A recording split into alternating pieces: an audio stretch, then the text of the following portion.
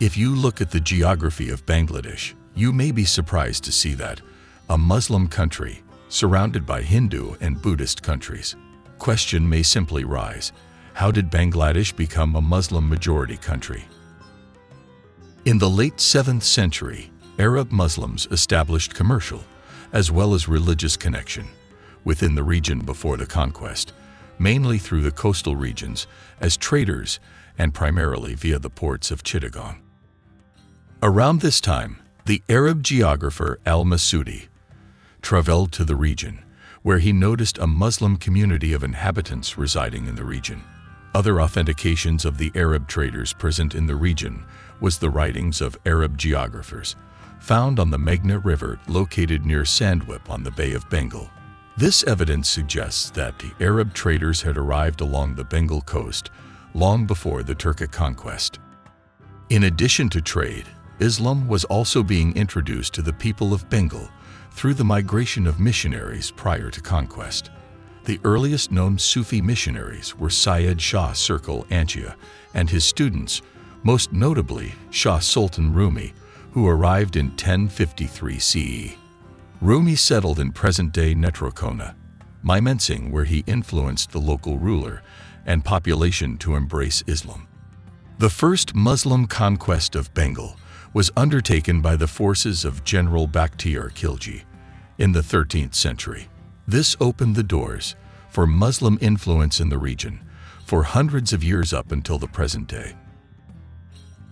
In 1203, Khalji invaded Bengal. With the octogenarian emperor Lakshmana Sinha at the helm, the Sinha dynasty was in a state of decline and could not provide much resistance.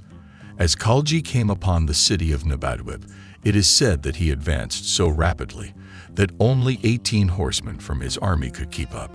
The small horde entered the city unchallenged and took the emperor and his army by shock. This caused Lakshmana Sinha to flee with his retainers to East Bengal. Khalji subsequently went on to capture Godda, the capital and the principal city of Bengal, and intruded into much of Bengal. Many of the people of Bengal began accepting Islam through the influx of missionaries following this conquest. A community of 13 Muslim families headed by Burhanuddin resided in the northeastern city of Sylhet, claiming their descendants to have arrived from Chittagong. Sylhet was ruled by an oppressive king called Gaur Govinda.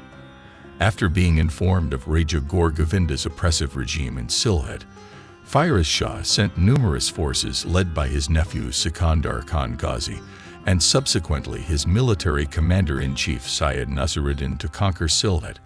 By 1303, over 300 Sufi preachers led by Shah Jalal aided the conquest and confirmed a victory. Following the conquest, Jalal disseminated his followers across different parts of Bengal to spread Islam. Shah Jalal is now a household name among Muslims in Bangladesh.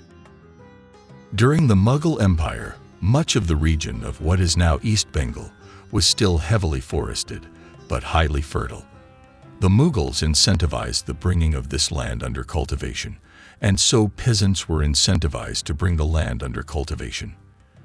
These peasants were primarily led by Muslim leaders, and so Islam became the main religion in the Delta.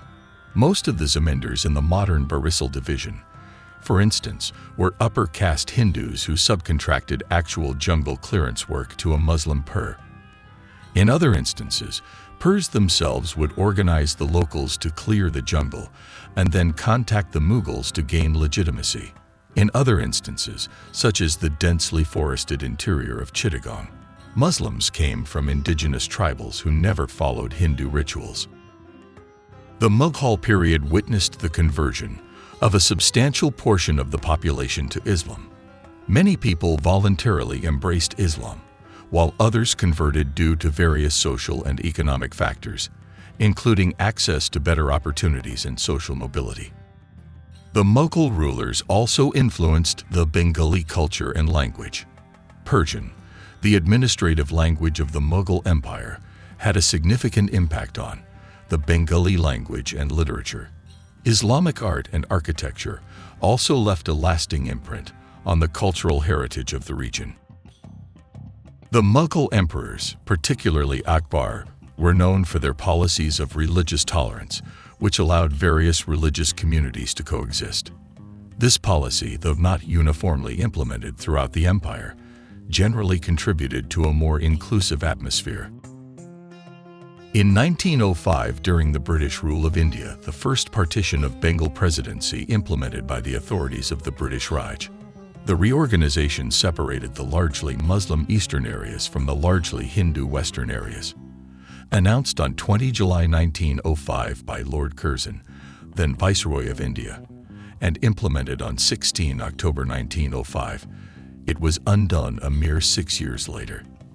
The nationalists saw the partition as a challenge to Indian nationalism and as a deliberate attempt to divide the Bengal Presidency on religious grounds, with a Muslim majority in the east and a Hindu majority in the west. In August 1947, when, after 300 years in India, the British finally left, the subcontinent was partitioned into two independent nation-states, Hindu-majority India and Muslim-majority Pakistan. Immediately, there began one of the greatest migrations in human history, as millions of Muslims trekked to West and East Pakistan, the latter now known as Bangladesh, while millions of Hindus and Sikhs headed in the opposite direction. Many hundreds of thousands never made it. Across the Indian subcontinent, communities that had coexisted for almost a millennium attacked each other in a terrifying outbreak of sectarian violence, with Hindus and Sikhs on one side and Muslims on the other. A mutual genocide, as unexpected as it was unprecedented. Following the partition of Bengal between the Hindu-majority West Bengal and the Muslim-majority East Bengal, there was an influx of Bengali Hindu and Bengali Muslim refugees from both sides. An estimation suggests that before partition, West Bengal had a population of 21.2 million, of whom only 6.93 million, or roughly 33%, were Muslim minorities. Most of them were native Bengali Muslims, whereas East Bengal had 39.1 million people, of whom a staggering 11.4 million, or roughly 33%, were Hindu minorities, predominantly native Bengali Hindus. Nearly 2.16 million Bengali Hindus have left Pakistan's East Bengal for India's West Bengal region, and 1.9 million Bengali Muslims have left India's West Bengal for Pakistan's East Bengal region immediately after partition because of violence and rioting resulting from mobs supporting West Bengal and East Bengal. After the partition of Indian subcontinent, still there were 31% Hindu in East Pakistan, which is modern-day Bangladesh. But in March of 1971, oppressed Bengali people of East Pakistan started their independence movement. The Bangladeshi independence movement in 1971 was met with a brutal genocidal campaign of violence by the Pakistani army. The conflict resulted in the massacre of an estimated 3 million East Pakistani citizens, the ethnic cleansing of 10 million ethnic Bengalis who fled to India, and the rape of at least 200,000 women. Some estimates put the number of rape victims at closer to 400,000. Hindus were the special targets of this violence. However, all Bengalis, regardless of religious identity, were targeted. The Pakistani military was engaged in the mass killing of unarmed civilians, the systematic elimination of the intelligentsia, and the annihilation of the Hindu population. The Hindu population has steadily declined from 31% in 1947 to 14% in 1971. After independence, despite some historical tensions and occasional incidents of communal violence, many Hindus and Muslims in Bangladesh have continued to live peacefully together, respecting each other's rights and traditions. In summary, the transformation of Bangladesh into a Muslim-majority country was shaped by centuries of historical, political, and cultural developments, including the introduction of Islam, the Mughal influence, British colonial rule, and the events leading up to its independence in 1971. This history has led to the unique cultural and religious landscape of contemporary Bangladesh.